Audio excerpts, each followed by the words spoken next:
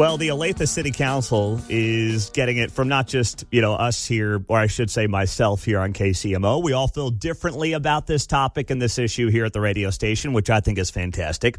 But also you have some national commentators starting to poke fun and point out the economic fallacies that are being made by members of the Olathe City Council on Tuesday night, where they voted 7-0, of course, to move ahead with the College and Ridgeview location for the Chiefs practice facility and making that location on the northwest corner basically, for lack of a better phrase, a TIF district where a percentage of future revenues will go to help pay off the practice facility that the Chiefs want to build there.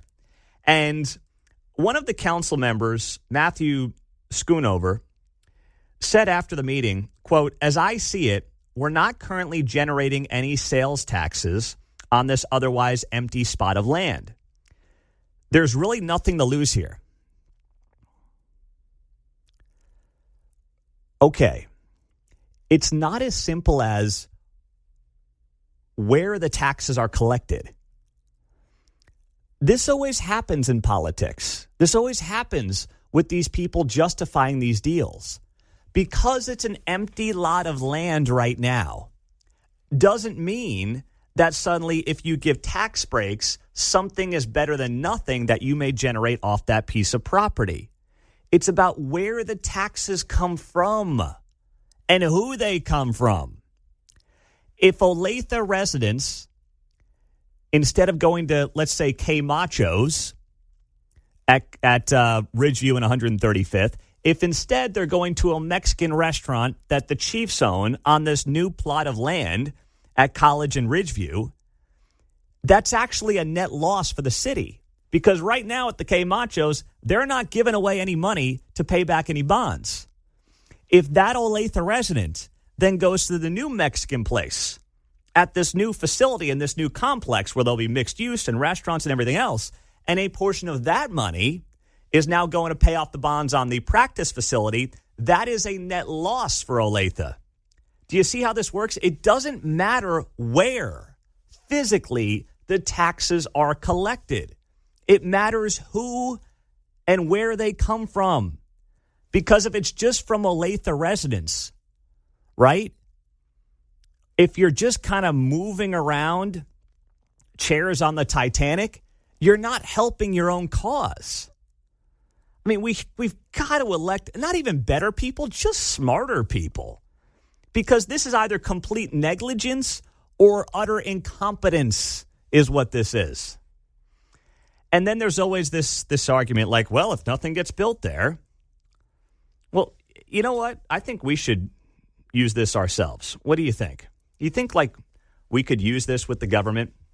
Because I always hear this, well, it's just a plot of land. Nothing's being built there, so you might as well, do something about it. What if you and I did that? Put up a fireworks stand there, Pete. Yeah? See how that goes. Well, what if we just said, hey, you know what? No one should ever pay any taxes.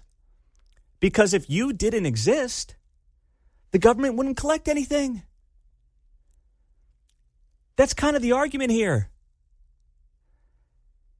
If you want to take this to the logical extreme, no one should ever pay any taxes. Because if you didn't exist as a human being, if you didn't live in your home, if your home that you may have built was not there on that piece of property, well, the city that you live in wouldn't have any money to collect. So you should pay no taxes. Try telling that to your city council. Try telling that to Johnson County. Try telling that to the IRS. I should owe no income taxes this year because if I quit my job, I wouldn't have earned anything and you guys wouldn't have a dollar coming your way from me. So I should get to keep everything. That's the argument. That's it. And it's a logical fallacy, but you know what? These local politicians and these state politicians fall for it every single time. I love the Chiefs. I will go to games at the new stadium. I will root for the Chiefs. But two things can be true at the same time. We can love the Chiefs, but we can also be of the belief that the Kansas taxpayer is taking it in the shorts. In Olathe, in Wyandotte County, it's coming tonight, in Johnson County, and in the state of Kansas. Both of those things can be true.